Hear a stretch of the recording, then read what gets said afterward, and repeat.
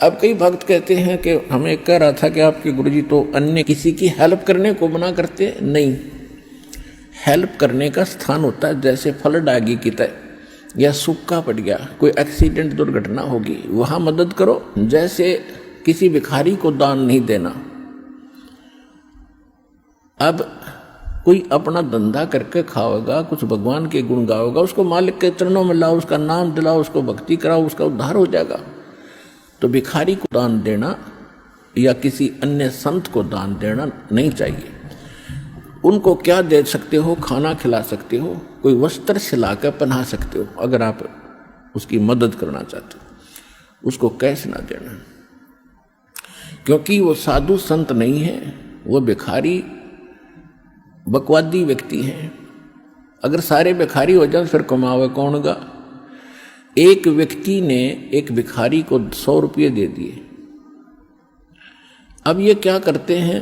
सारी बकवाद करते हैं, शराब ये पीवें, मांस ये खावें, क्यों फ्री का मिल रहा है। और फिर सबके गधे बनेंगे, किसी कुत्ते बनेंगे, वो संस्कार और बढ़ेगा, वो वापस देना पड़ेगा। कोई वैसे थोड़ा किसी से ले लिया वो देना नहीं। कहते तुमने उस दरगाह का मैल नहीं देखा और धर्मराज के तिल तिल का लेखा। 100 रुपये दे दिए। पहले वो पौवा पीता था शराब का, उस दिन एकदम अच्छा दाव लग गया, उसने आधा पिया। अब शराब पी कर रोज पत्नी ने कुटे, बच्चों ने कुटे, पिटाई करता था, वो दुखी थे। उस दिन आधा पी लिया, ज्यादा दिमाग खराब हो गया उसका, परिवार की पिटाई करती। उसकी पत्नी उसको सारे बच्चों को लेकर कुएं में गिर कर मर गई।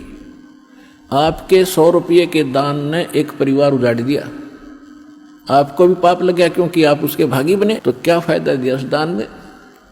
गुरु बिन माला फेरते, गुरु बिन देते दान, गुरु बिन दोनों निष्फल हैं, जय पूछो वेद पुराण।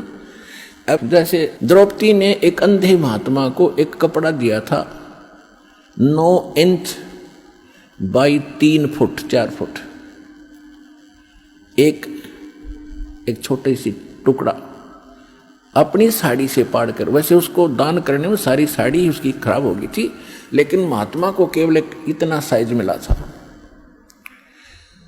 और वो स्वयं परमात्मा थे, क्योंकि ये अपनी आत्मा के साथ फिरते हैं और पहले आने वाले किसी संकट से बचाने के लिए पहले लीला करते हैं। भले उन्होंने नाम नहीं ले रखा था, फिर भी दान जो सुपात्र को दे दिया जाता है, कोई अच्छे साधु संत को, उसका भी फल मिलता है, लेकिन मोक्ष नहीं हो सकता उससे। तो छोटे मोटे संकट निवारण भी परम संत से ही होते हैं। वो परमात्मा स्वयं ही लीला करता है उस संत की। इसलिए साधु संतों की आज तक महिमा बनी रही। वो स्वयं कर जाता था 2-4 जगह, और फिर सब किन्न टूक में ले जाते जो लाल कपड़े पहन के फिरते थे कि साधु एक जैसे ही होंगे, क्योंकि वो भी साधु भी तो उसी की आत्मा है भगवान की, जो उनके लिए तड़फ रहे, लेकिन रास्ता मिल नहीं रहा। बताते हैं तो वो मान नहीं रहे, तो बच्चे हैं उसके। तो सभी के लिए परमात्मा समदृष्टि है, सभी का लाभ, सबके दुखों से बचाने की चेष्टा करता है।